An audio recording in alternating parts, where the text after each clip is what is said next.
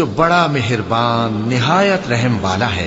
اے پیغمبر صلی اللہ علیہ وآلہ وسلم، اپنے پروردگار عالی شان کے نام کی تسبیح کرو، جس نے انسان کو بنایا، پھر اس کے اعضاء کو درست کیا، اور جس نے اس کا اندازہ ٹھہرایا، پھر اس کو رستہ بتایا، اور جس نے چارہ اگایا، پھر اس کو سیاہ رنگ کا کوڑا کر دیا۔ اے نبی صلی اللہ علیہ وآلہ وسلم، ہم تمہیں پڑھا دیں گے، پھر تم فراموش نہ کرو گے، مگر جو اللہ چاہے۔ وہ کھلی بات کو بھی جانتا ہے اور چھپی کو بھی، اور ہم تم کو آسان طریقے کی توفیق دیں گے، سو جہاں تک نصیحت کے نافع ہونے کی امید ہو نصیحت کرتے رہو۔ جو خوف رکھتا ہے وہ تو نصیحت حاصل کرے گا، اور بے خوف بدبخت اس سے کترائے گا۔ جو بڑی تیز آگ میں داخل ہوگا، پھر وہاں نہ مرے گا اور نہ جیے گا۔